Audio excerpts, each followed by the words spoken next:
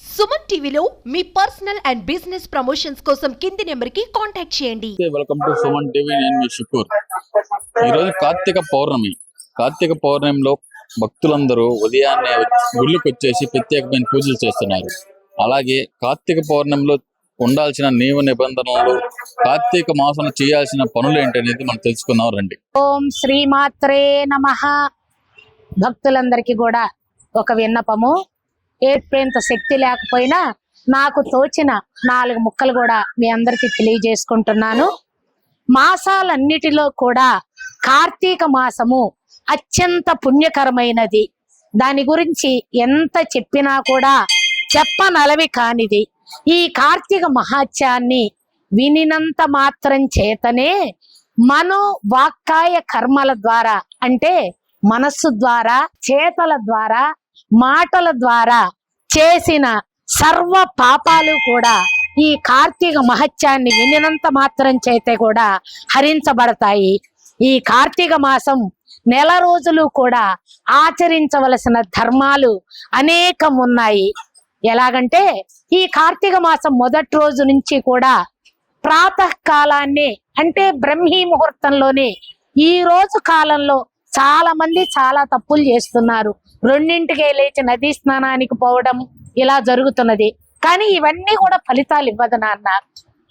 బ్రహ్మీ ముహూర్తంలో అంటే 3:30 తర్వాత 4 గంటల నుంచి నదీ స్నానం, ముందుగా ఇంట్లో పరిశుభ్రంగా స్నానం చేసి మాలిన్యాన్ని పోగొట్టుకొని ఆ తర్వాత నదీ స్నానానికి వెళ్ళి నదిలో కానీ కాలువల్లో కానీ నూతుల వద్ద గాని, అది కుదరని వాళ్ళు పంపుల వద్ద కూడా స్నానం చేసి 4 దిక్కులకు, అష్టదిక్పాలకులకు ఆర్ఘ్యాన్ని వదిలి, సకల దేవతలకు కూడా ఆర్ఘ్యాన్ని వదిలి నది ఒడ్డుకు వచ్చి పొడి బట్టలు ధరించి అనంతరం అక్కడ పసుపుతో గణపతిని గాని గౌరీదేవిని గాని చేసుకొని దీపారాధన చేసుకోవాలా.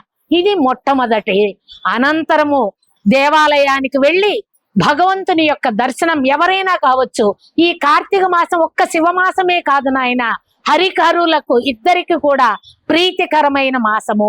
ఏ దేవాలయానికి వెళ్ళి పునః అక్కడ దీపాన్ని వెలిగించుకొని స్వామివారి దర్శనం చేసుకున్న తర్వాత ఇంటికి వెళ్ళి తమ నిత్య కృత్యాలు, నిత్య విధులు నిర్వర్తించుకోవచ్చు. ఇది ఇలా కార్తీక మాసము నెలనాళ్ళు చేసుకునేదాన్ని, సోమవారాలు చేసుకునేదాన్ని కార్తీక వ్రతము అంటారు. ఈ కార్తీక వ్రతము 6 రకాలుగా ఉంటుందయ్యా. మొట్టమొదటిది ఉపవాసము, 2వది ఏకభుక్తము, 3వది నక్తము, 4వది అయాచితము, 5వది స్నానము, 6వది తిలదానము. ఫస్ట్ ఉపవాసము అనుకున్నాం. ఉపవాసము అంటే యథావిధిగా ప్రొద్దున్నే లేచి నదీ స్నానము, నూతి స్నానము, పంపు స్నానము చేసి దీపాలు వెలిగించుకొని అనంతరము శివాలయానికి వెళ్ళి అభిషేకం చేసుకొని సాయంత్రము కేవలము తులసీ తీర్థము లేదా శైవ తీర్థము, అంటే శివాలయంలో అభిషేకం చేస్తారు కదా, అవి తీర్థంగా ఇస్తారు. అది స్వీకరించి కేవలం అలాగే ఉండటాన్ని ఉపవాసము అంటారు.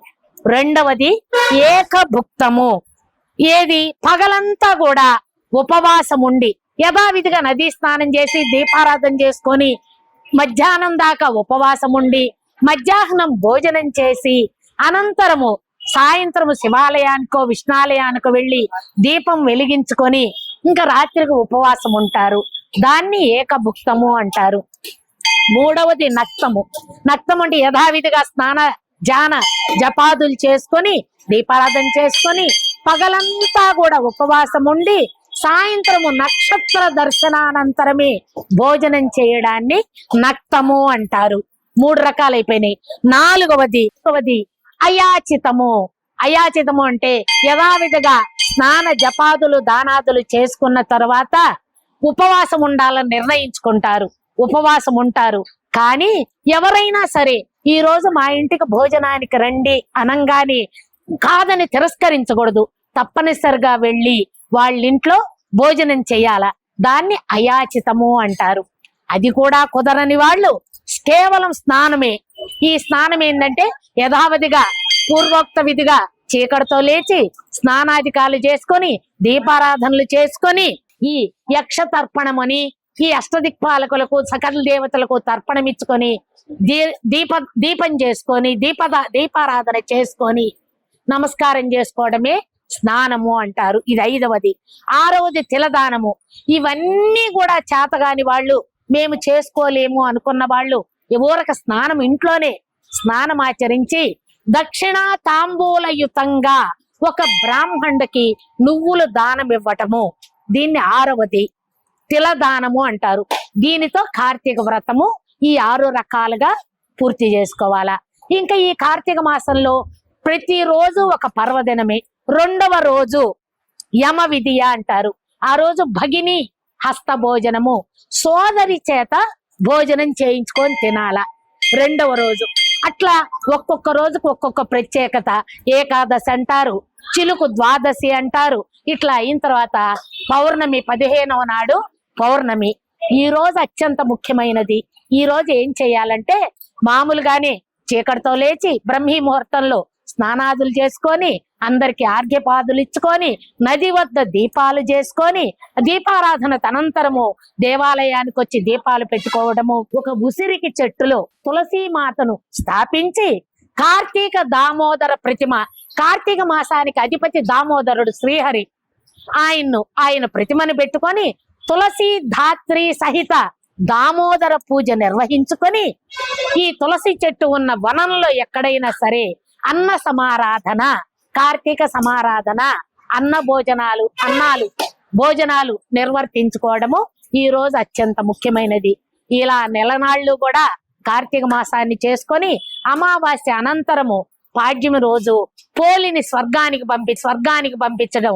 అందరూ నదికి వెళ్ళి అరటి దొప్పల్లో దీపాలు 11 దీపాలు పెట్టుకొని నదిలో వదిలి పోలిని స్వర్గానికి పంపించడంతో ఈ కార్తీక మాసం అంతా కూడా పూర్తి అవుతుంది. ఇలా చేసుకున్న వాళ్ళు అత్యంత పుణ్యవంతులు, వీళ్లకు కైలాస ప్రాప్తి జరుగుతుంది.